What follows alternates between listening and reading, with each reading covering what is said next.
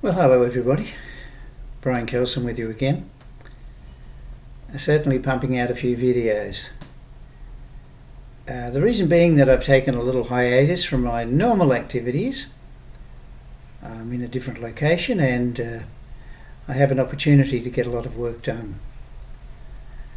I've been felt very strongly that I need to put the word on record. Not that I'm sick or anything's happening to me, but that's just how I've been moved at the moment. We've looked at, we're studying partial blindness on the nation of Israel, and we started, of course, with Paul's conversion. 3 days,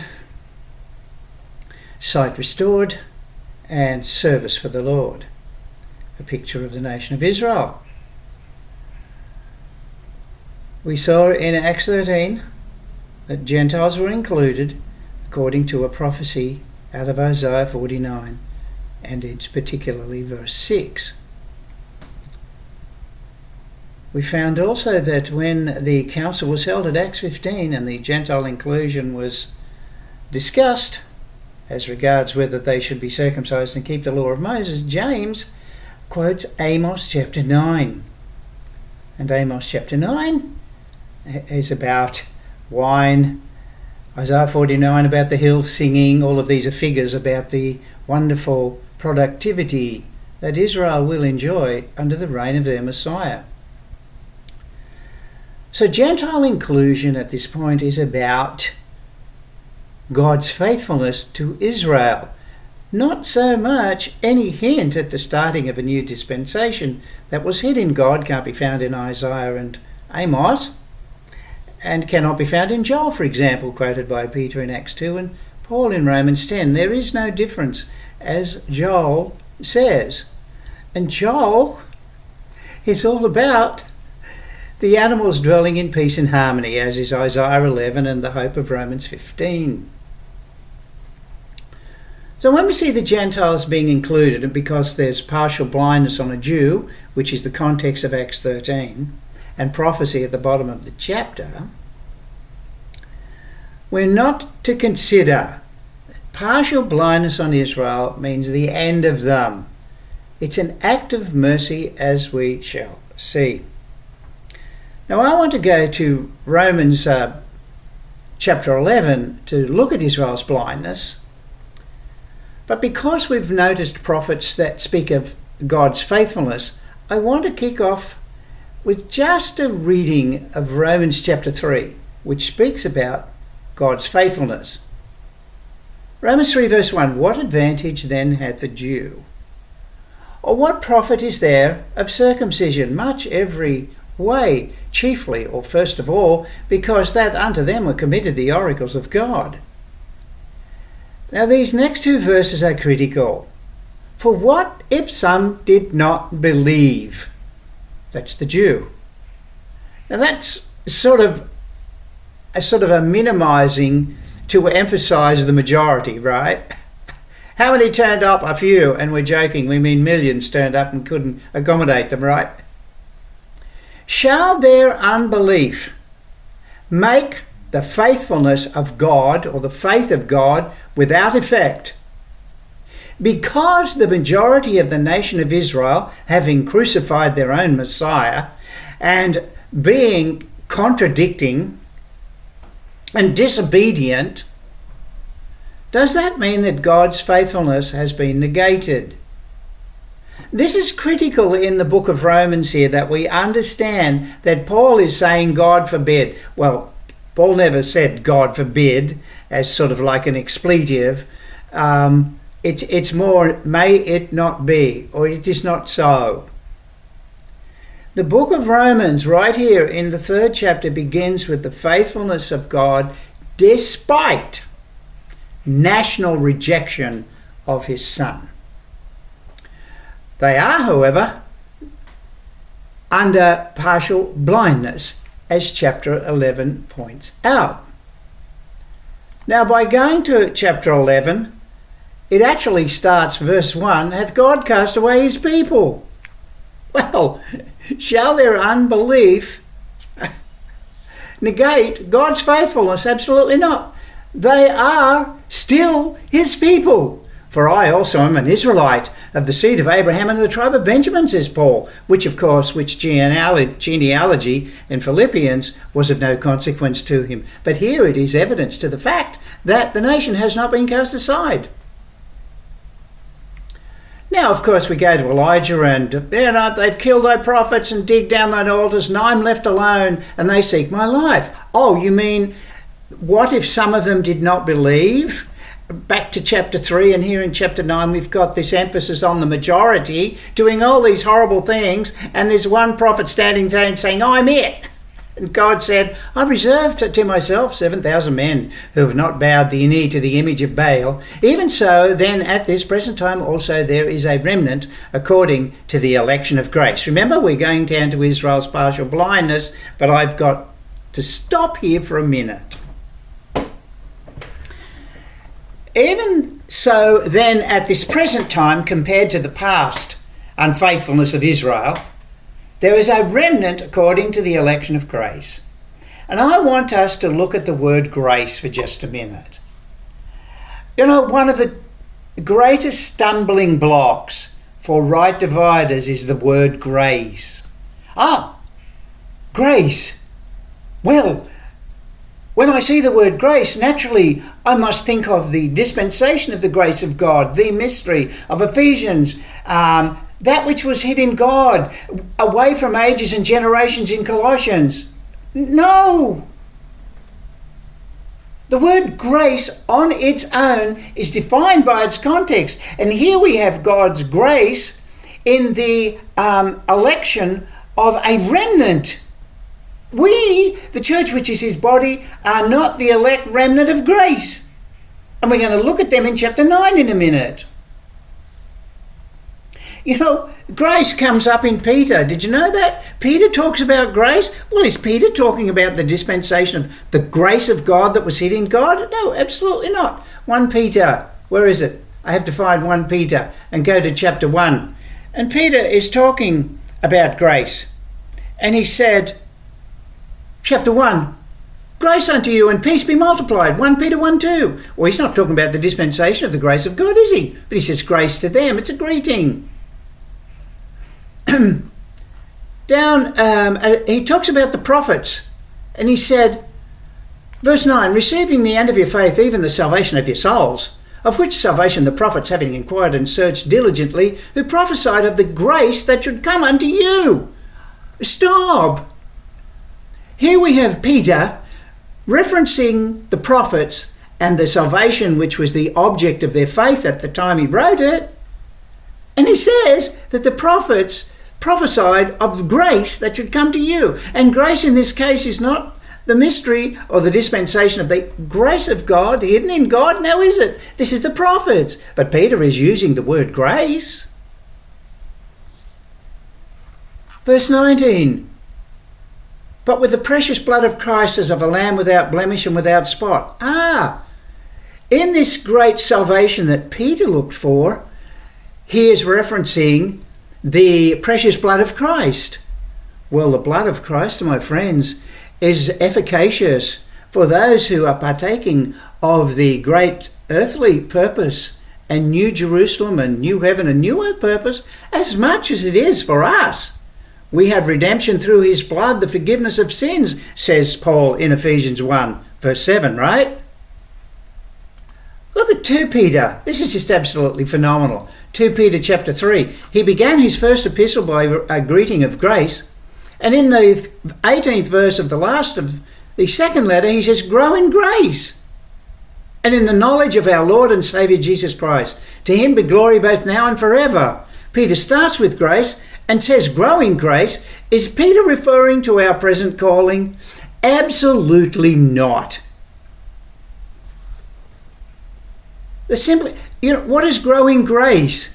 Well, this is 2 Peter chapter 3, which is reference to the long suffering of the Lord, which is a reference to the letters that Paul had written to the dispersed Israelites about the long suffering of the Lord, and some things hard to be understood. We've been and dealt with that. But here's grace here. But the grace in this passage is what the prophets had spoken about. in his first letter and about the long-suffering of the Lord and Paul's letters in his last. And Paul's letters here, remember, are about the long-suffering of the Lord, the day of the Lord, the earth being consumed with the fiery flame. Nothing about in 2 Peter about the dispensation of the grace of God. So just because Peter references Paul doesn't mean he's referencing the later truths given after Israel was set aside at Acts 28. So please, the word grace, stand alone, on its own. Let's stop using it glibly and say, I'm a grace believer. Well, if you're a grace believer, according to Peter, you're hanging on to the hope that the prophet spoke about. Right? You see my point? Stop with the word grace as being an umbrella term to specifically and uniquely refer to the mystery, the present calling, where we are members of the church, which is his body, about which the prophets know nothing. And I think the word grace needed to be clarified here before I continued, because it is just used quite glibly and quite obscuring and quite confusing to the truth, the present truth of the dispensation of the grace of God. Okay, back to Romans. Now in Romans we read in chapter 11 about this elect. Even so then at this present time also there is a remnant according to the election of grace. And if by grace, then it is no more works, otherwise grace is no more grace. But if it be of works, then it is no more grace, otherwise work is no more work. And I'm going to go back to chapter 9 of Romans, because there he speaks more expansively, about this remnant. Now in Romans chapter 9, the Calvinists have a field day in here, having totally misinterpreted and misunderstood the entire chapter. They'll talk about saved and unsaved. They'll talk about heaven and hell. They'll talk about believers and unbelievers, when Romans chapter 9 has nothing to do with any of those things.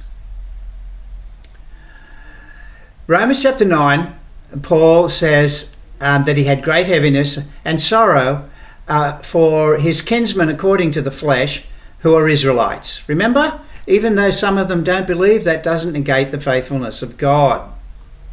They are not Israel, which are of Israel, verse 6, and Isaac shall thy seed be called.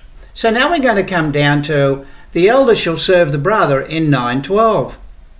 Jacob have I loved, but Esau have I hated. Please don't discount Esau, because he is in Isaac. In Isaac shall thy seed be called. So now we're talking about two of the seed of Isaac. Esau on the one hand, Jacob on the other. Please bear that in mind. And what did Esau do? All we have to do is read Hebrews, and we all know the history. He sold his birthright for a bowl of soup. He treated lightly the inheritance that was his. Moses, he said, I will have mercy on whom I will have mercy, and I will have compassion on whom I will have compassion. That is God speaking. And then he speaks about Pharaoh in verse 17. What is Pharaoh doing in Paul's letter to the Romans? Well, what does it have to do with Israel being partially blinded? Pharaoh was raised up. What? Pharaoh? Please. Pharaoh received how many miracles? What did Pharaoh see? And yet he hardened his heart. Hardening. Oh, blindness and hardening. Well, that's all about Romans 11, isn't it? At partial blindness linked with hardening, and here we've got Pharaoh who hardened his heart. Oh, but you said, no, Brian, God hardened his heart. Yes, that's true. Look at it. Go back. Pharaoh hardened his heart, and God hardened his heart. So Pharaoh was a demonstration of God's power and God's majesty. And despite Pharaoh's heart being hardened, God accomplished his purposes, right? Despite Esau disregarding or treating lightly his inheritance, the purpose continued. What does Hebrews say? How shall we escape, we Jews, if we neglect or treat lightly so great a salvation? They won't escape, but nevertheless, God will have his way because he's faithful.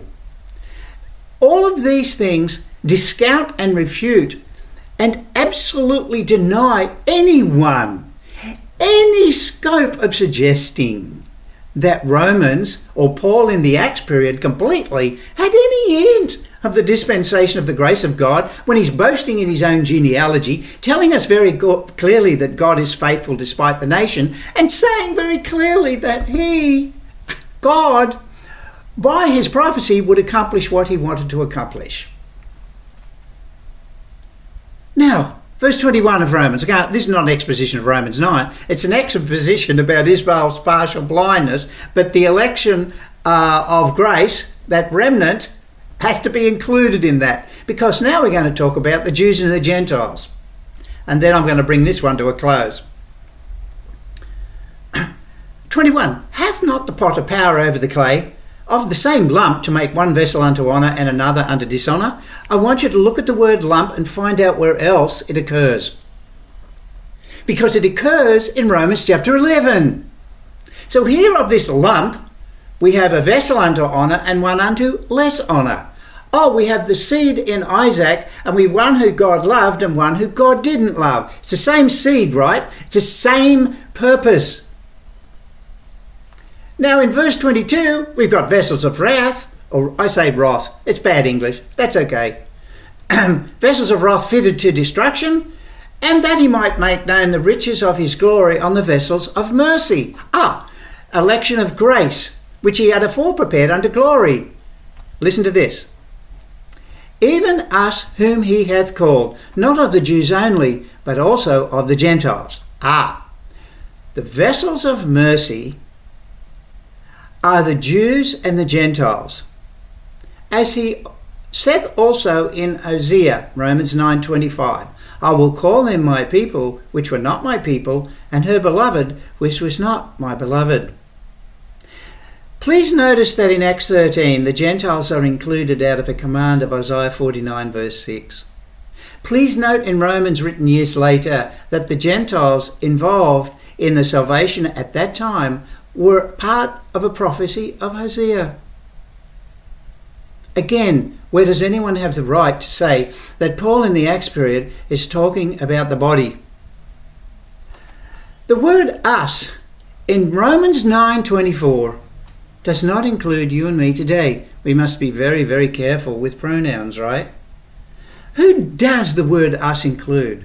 Well, it just said so. It includes the Gentiles and the Jews.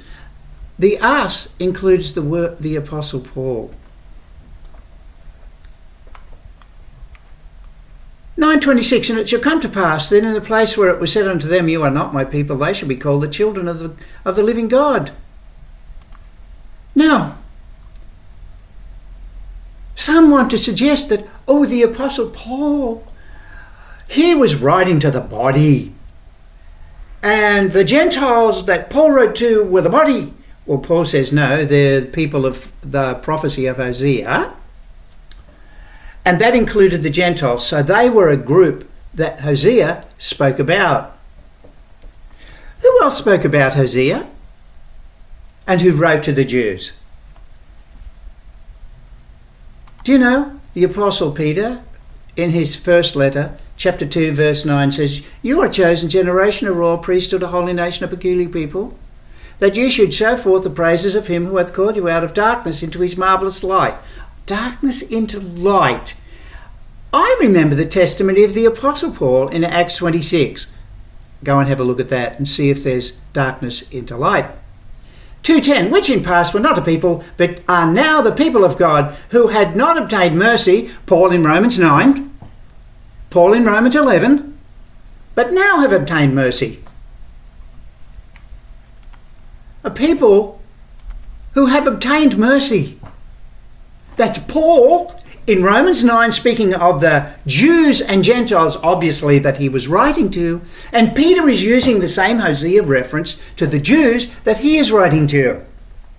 Oh, and don't forget, he references Paul in his second letter about the day of the Lord, which is Joel chapter 2, which is Isaiah, which is the grace that the prophet spoke about, that wonderful redemption. And here is a redemption for Jews and Gentiles that Paul and Peter say are referenced or are endorsed by the prophecy of Hosea. Paul and Peter.